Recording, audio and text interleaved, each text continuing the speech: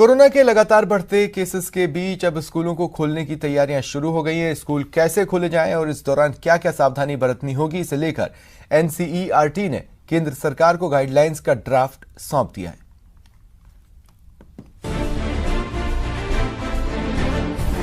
Corona के case बढ़ रहे लगातार, स्कूल खोलने पर भी हो रहा विचार।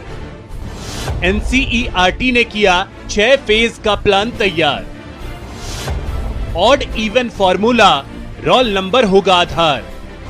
लेकिन सबसे बड़ा सवाल, क्या हम पूरी तरह हैं तैयार? अब सरकार ने स्कूलों को खोलने की तैयारियां भी शुरू कर दी हैं और इसके लिए एनसीईआरटी ने 6 फेज वाले प्लान का ड्राफ्ट भी केंद्र सरकार को सौंप दिया है।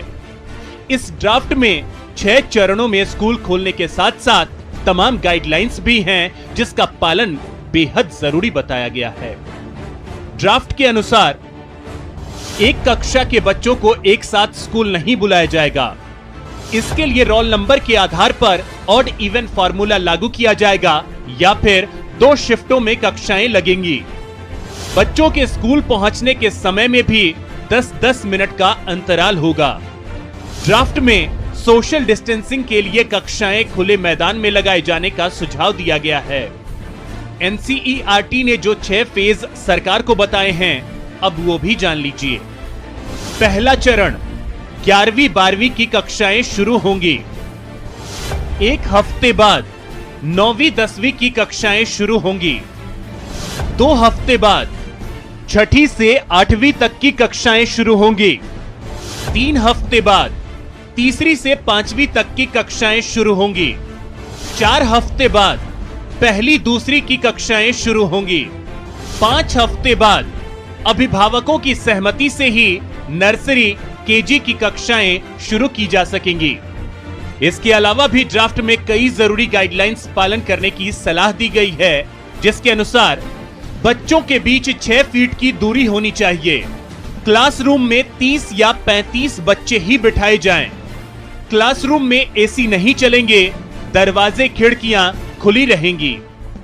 डेस्क पर नाम लिखा होगा ताकि बच्चे रोज एक ही जगह बैठ सकें। हर 15 दिन में बच्चे की प्रोग्रेस पर अभिभावकों से बात करनी होगी। प्रबंधन सुनिश्चित करेगा कि कमरे रोज सैनिटाइज हो रहे हैं।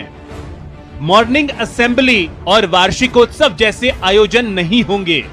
स्कूल के बाहर किसी भी तरह के खाने पीने के स्टॉल नहीं लगेंगे।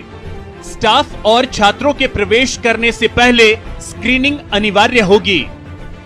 बच्चे कॉपी, पेन, पेंसिल, खाना शेयर नहीं कर सकेंगे। हर बच्चे के लिए मास्क जरूरी होगा। कहने सुनने में तो एनसीईआरटी का ये गाइडलाइंस ड्राफ्ट बेहतरीन लग रहा है, लेकिन तब बड़ा सवाल यह है कि जहां बड़े और समझदार लोग सोशल डिस्टेंसिंग के गाइडलाइंस की अनदेखी कर रहे हैं, वहां छात्र इन गाइडलाइंस को कितना समझ पाएंगे?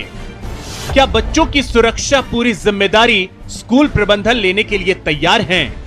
यह सवाल इसलिए भी क्योंकि इजराइल ने भी कोरोना पर शुरुआती नियंत्रण के बाद स्कूल खोल दिए थे और उसके बाद 250 बच्चे इस वायरस की चपेट में आ गए थे। नए केस आने के बाद 6,800 बच्चों को क्वारंटीन करना पड़ा और इजराइल सरकार को स्कूलों को फिर से बंद करने का आदेश जारी करना पड़ा। इसमें कोई शक नहीं कि कई महीनों से स्कूल बंद होने के कारण बच्चों की शिक्षा पर असर पड़ रहा है। शिक्षा बेहद जरूरी है, इसमें कोई शक नहीं, लेकिन सबसे जरूरी है नौनिहालों की जान।